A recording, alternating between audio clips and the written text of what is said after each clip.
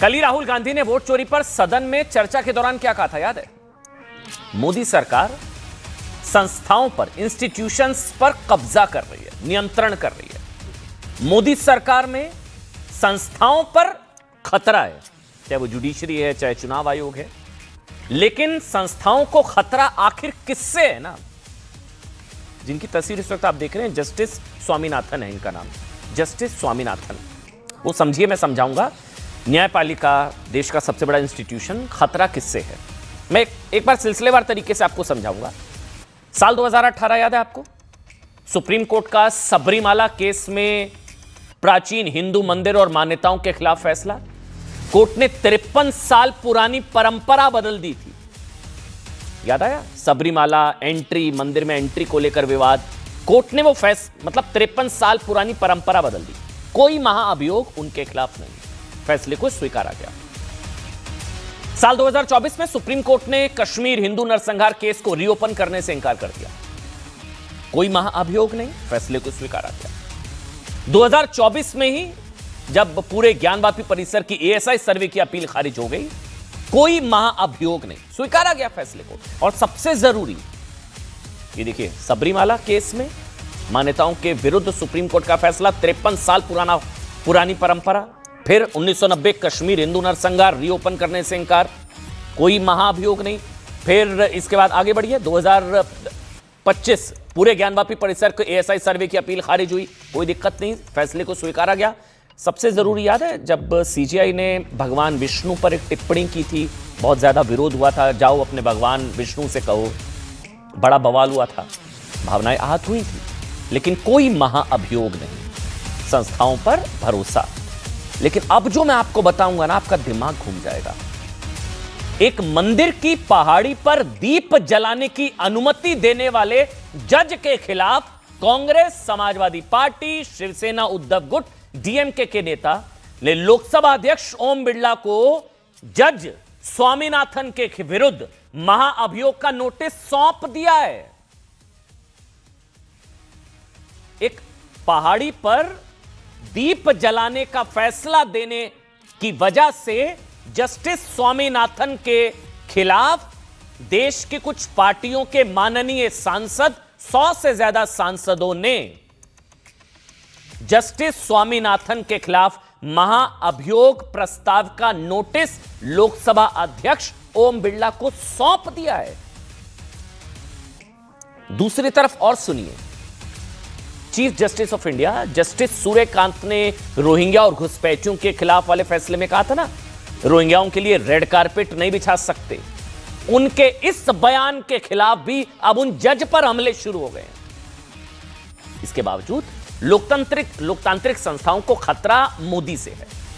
उन लोगों से खतरा थोड़ी ना है साहब, जो रोहिंग्याओं के खिलाफ सुप्रीम कोर्ट की टिप्पणी को लूज कमेंट बताते हैं। कि आजकल जज बहुत ज्यादा बोल रहे हैं, आजकल कल्याण बनर्जी टीआरपी बढ़ाने के लिए बयान देते हैं। रोहिंग्याओं के खिलाफ अगर टिप्पणी आई कोर्ट की, घुसपैठियों के खिलाफ, उस जज पर निजी हमले शुरू हो जाते हैं।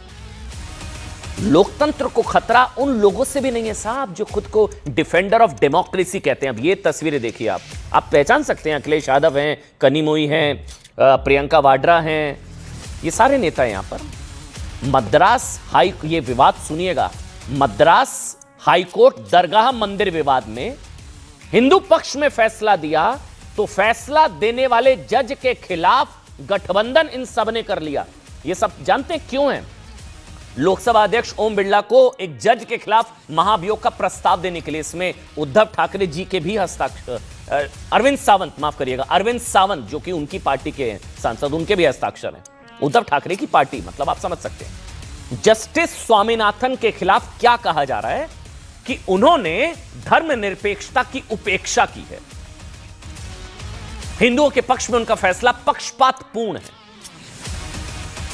अगर जस्टिस स्वामीनाथन प्राचीन पहाड़ी पर हिंदुओं को दीप जलाने से रोक देते, दीप परंपरा के खिलाफ फैसला देते, तो फैसला अच्छा था। उन्होंने हिंदुओं के पक्ष में फैसला दिया, तो यह आज की बहुत बड़ी खबर है। आप इसको ऐसे समझिए, शायद आजाद भारत के इतिहास में संभवतः पहली बार है किसी जज को अपने एक फैसले के लिए महाअभियोग की धमकियां या उसका प्रस्ताव औपचारिक रूप से देश के चुने हुए सांसदों 100 से ज्यादा सांसदों के हस्ताक्षर के बाद उनको दे दिया गया। मद्रास हाईकोर्ट के जज जस्टिस स्वामीनाथन के खिलाफ विपक्ष क्यों भड़का हुआ है, आप सुनिए। क्योंकि ये पूरा मैं आपको बता देता हूं पूरा मामला क्या है, अगर आप तक नहीं पहुंची है खबर। 1 दिसंबर 2024 को उन्होंने एक मामला उनके सामने आया, दरगाह मंदिर विवाद को लेकर था। उन्होंने हिंदुओं के हक में फैसला दिया मेरिट के आधार पर। इस आदेश में कहा था कि मंदिर प्रशासन को पहाड़ी के शिखर पर स्थित प्राचीन दीपाथून स्तंभ पर, पहाड़ी के ऊपर स्तंभ पर दीप प्रज्वलन की अनुमति है। इनके खिलाफ लगभग इंडिया अलायंस की सारी पार्टियों ने गठबंधन अब कर लिया है और अब इनके खिलाफ महाअभियोग का प्रस्ताव लोकसभा अध्यक्ष ओम बिरला को सौंप दिया गया है।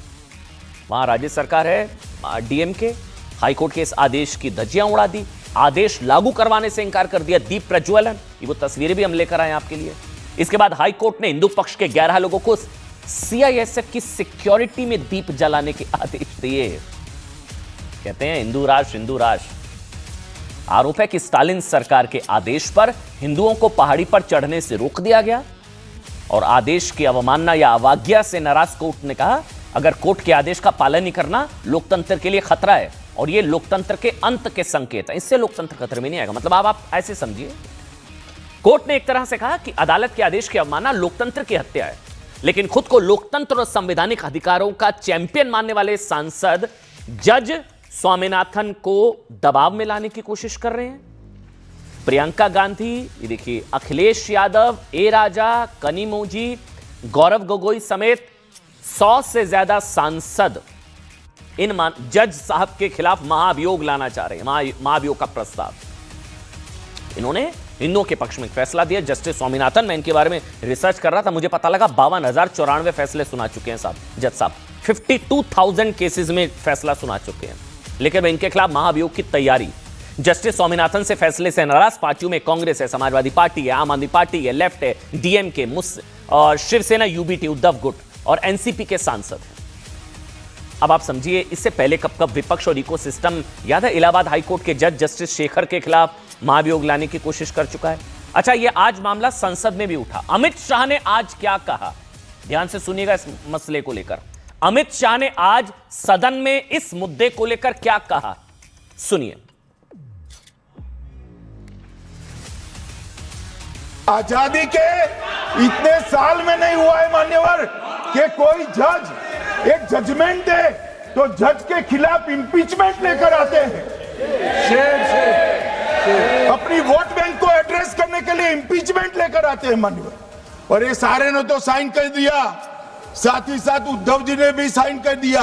वो किस मानसिकता के साथ ये काम कर रहे हैं। वहाँ सदियों से सांप्रदायिक सौहार्द है। जब दरगाह पे मेला होता है तो हिंदू जाते हैं और जब ये दिए जलते हैं तो मुसलमान आते हैं। वहाँ कोई झगड़ा ही नहीं है। आप क्यों झगड़ा पैदा कर रहे हो भाई, वहाँ कोई झगड़ा ही नहीं था। सब पहाड़ी के दीप पर, पहाड़ी के स्तंभ पर दीप प्रज्वलन से सौहार्द खतरे में है। लेकिन आज सवाल हमारा यह है कि क्या सरकार के खिलाफ या हिंदुओं के खिलाफ फैसला देने से न्यायपालिका को निष्पक्ष माना जाएगा, और क्या हिंदू हित में दीप जलाने का फैसला देने वाले जज पर महाअभियोग लाने और रोहिंग्या के खिलाफ टिप्पणी करने वाले जज पर हमला करना, इससे क्या लोकतंत्र मजबूत होगा?